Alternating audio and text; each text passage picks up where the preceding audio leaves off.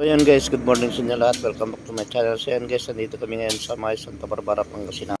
So bali yan guys, ito yung gagawin namin bubong. So bali hindi kami nag-process dito. So bali yero lang yung kakabit namin. Ayan, second floor siya.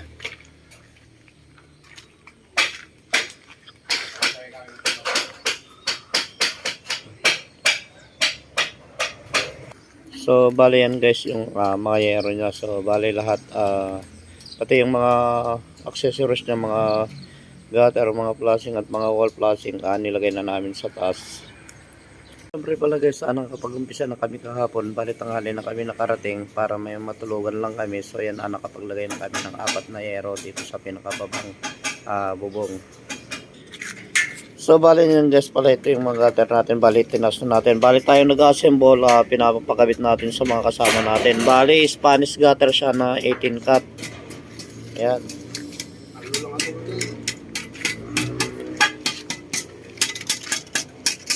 So ayan pala yung ginawa nilang process. Ang ginamit nila na RAP 32x4 by 1/4 na channel bar. So siguro nasa 28 kilos to. So bali yung spacing ng mga parlina nila bali nasa 50 to 55 cm lang yan. So malalapit. No comment na lang tayo syempre. Punta lang sa respeto na lang sa mga sa gumawa. So no comment na lang tayo sa gawa niya. Yan. Ito yung pinakababang rafter. So bali ito yung inimpresan naming bubong kahapon guys. Kaya kahit umuulan nilagyan namin ng bubong para may matulugan kami. Yan.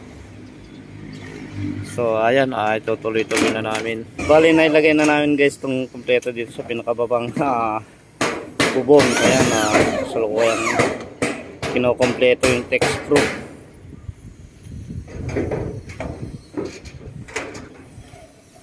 So ito yung pinakaunang bubong niya guys. Korean type ito na may nakadrop na bubong siya. Ayan.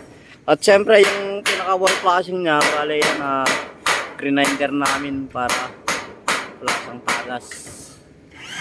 Ayan.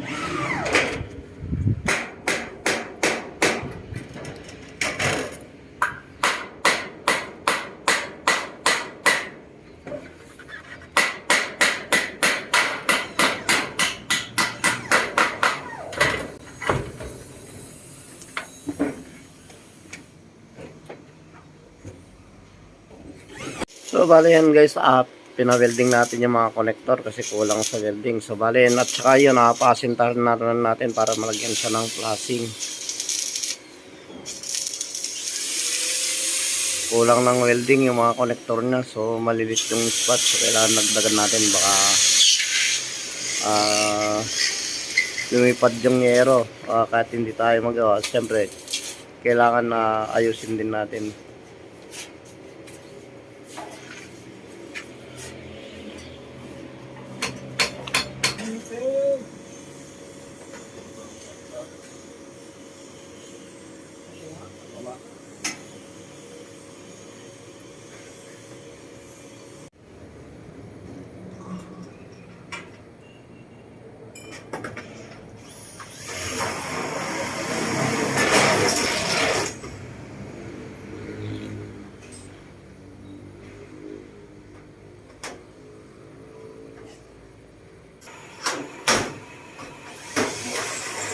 So bali yun guys, nakompleto na namin lahat ng mga flashing.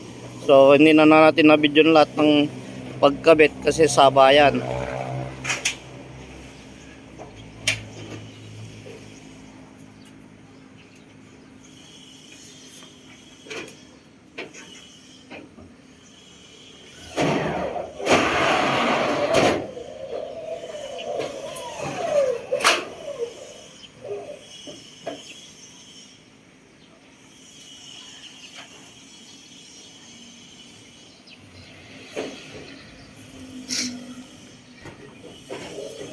At syempre yan pinaka wall flashing niya, naka-grinder yan guys, at tapos nilagyan natin ng bulkasin.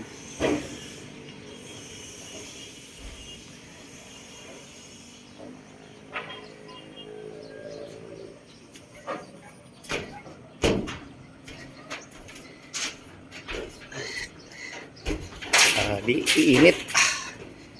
0.5 nga pala guys tong ano, yero niya, kapal. Ganda. So hindi natin alam kung magkano ang price nito. Bali bubong lang yung ginawa namin dito guys. Bali nagyero lang kami.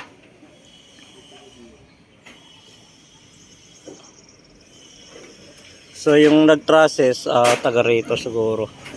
Ewan ko ba't di niya binubungan. So bali pala guys, ito Korean type. Ito bali ito yung sa second floor na pinaka babang bubong. Yan. So bali ito yung gutter niya.